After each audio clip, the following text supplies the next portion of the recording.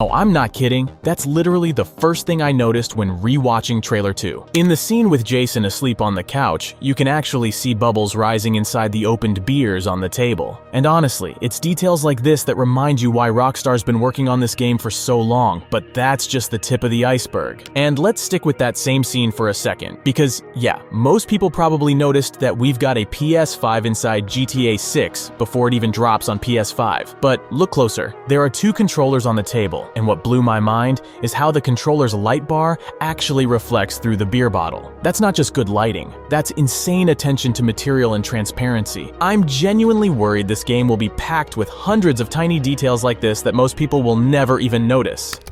Now jump to the scene where Jason is bench pressing at the beach gym and check out the weight plates. They actually rotate slightly as he lifts. Like, what? That's such a tiny throwaway detail, and it's wild that Rockstar thought of something that small. I mean, they could have easily locked the weights in place and nobody would have said a thing. But nope, they animated the slight spin. And once again, that's the kind of obsession with realism we're dealing with here. Another thing that really stood out to me is glasses, and I'm not talking about drinkware this time. I mean actual sunglasses and reading glasses. In previous GTA games, they were mostly just textures, no real reflections, just kinda dull and flat. But in Trailer 2, you can clearly see they've stepped it up. Look closely, and you'll notice what looks like real-time reflections bouncing off the lenses. If reflections like that are consistent across NPCs, cutscenes, and gameplay, then yeah, this is a serious leap forward.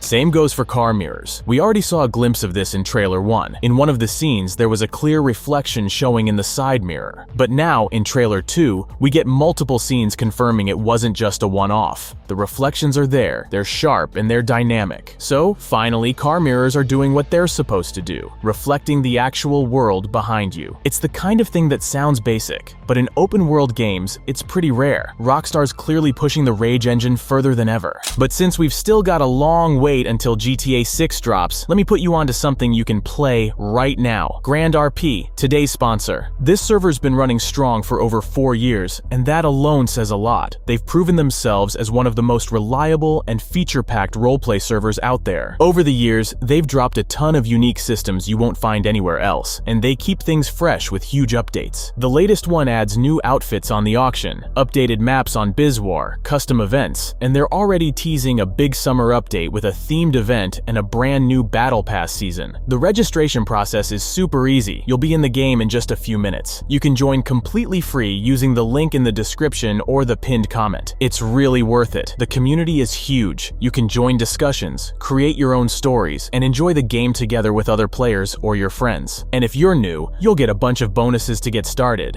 Or if you've played before but haven't logged in a while, they'll hook you up with a free legendary BMW M5 just for coming back. Next up, liquid animation. When Jason's carrying that 6-pack of beer out of the store, watch closely. You can actually see the liquid inside each bottle sloshing around as he moves. It reacts naturally to every swing and tilt, like it has proper physics. And it doesn't stop there. When Jason and Lucia raise a toast to a new beginning, you can clearly see the liquid moving inside their glasses too. But the craziest example? That one guy waving an open beer around. And you can literally see it spilling out, splashing onto the ground. The attention to detail is on point here. And speaking of attention to detail, the environment reflections in this game are absolutely insane. In one of the scenes where Jason's passed out on the couch, you can actually see the TV screen reflecting not just on the glass picture frame to the left, but also on the surface of the table. It's subtle, but once you notice it, you realize just how far Rockstar has pushed their engine. These aren't just baked-in reflections either. They look dynamic and real-time, so they went all in with ray-traced reflections this time around. The first-person driving animations look seriously leveled up. As far as I remember, we already had characters subtly vibing to the music in GTA 5, but here in 6, it looks even more refined. There's that gameplay-looking scene where Jason's tapping his finger to the beat on the steering wheel, and it feels so fluid and natural, like you're watching a real person zone out to their favorite track. Makes me think we'll see more of these kinds of small, unscripted moments during gameplay, not just static hands on the wheel. Let's talk hair, because GTA 6 might be going full Red Dead 2 levels here, or even beyond. Jason is shown with different beard and hair lengths throughout the trailer, from short stubble to a full beard, and clean cut to slicked back styles. That strongly suggests we're getting a dynamic hair growth system, not just preset haircuts. And it's not just about styles, the hair physics look unreal. In the prison scene where Lucia gets out, her hair looks incredibly detailed and lifelike. I'm honestly curious how long her hair can get. If there's an option to max it out, I'm going for it, just to watch the physics in action. You can already see how insane it gets in that explosion scene with the destroyed bus. Her hair's getting whipped around by the wind like it's being hit by a real blast. And since we're on that bus scene, let's talk about how insane the vehicle destruction looks. Look closely at the foreground. You've got shattered glass everywhere, broken shards laying across the rear, a whole metal panel ripped off, and even exposed wires dangling out. That's next level detail. I really hope this isn't just a scripted mission cutscene and that we'll actually get destruction like this during gameplay. I'm not saying we need BeamNG drive level physics. That would be overkill and probably kill performance. But if vehicles in GTA 6 can visually fall apart with more depth than in 5, like panels ripping or parts getting shredded, that'd be a massive upgrade.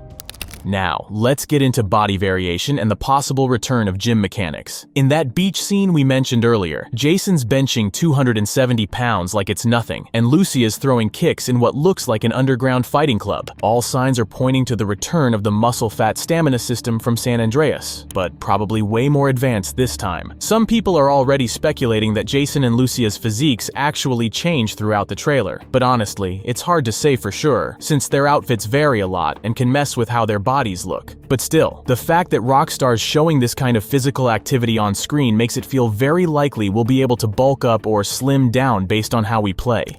Another detail worth pointing out, Lucia's wearing an ankle monitor in every single scene she appears in. That could mean she's on parole or house arrest early in the story, and it might actually limit her freedom at the start of the game. Kinda like how earlier GTA games used to lock off parts of the map until you progressed far enough. Maybe with Lucia, you'll have mission or movement restrictions for a while, but Jason, being free, could still explore Leonida without limits. It's a cool mechanic if they actually go through with it, especially if it creates a bit of contrast in how the two characters experience the open world.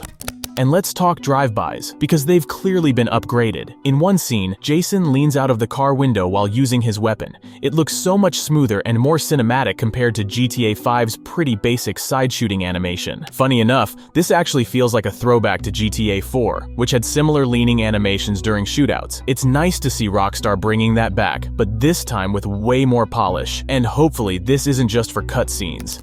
Here's one of those tiny details most people probably missed, but it's kind of wild. A Reddit user pointed out that the jet contrails in one of the shots might actually be super accurate. At first glance, it looks off. The plane's flying low, landing gear still down, and yet it's leaving a vapor trail, which usually only happens at high altitude. But after digging into it, it turns out this is legit. In humid coastal areas like Florida, if a jet is climbing right after takeoff or coming in for landing, the exhaust can hit a layer of cool, moist air and still leave a visible trail, even just a few thousand feet up. It's one of those insane regional realism details that Rockstar definitely didn't have to include, but they did anyway.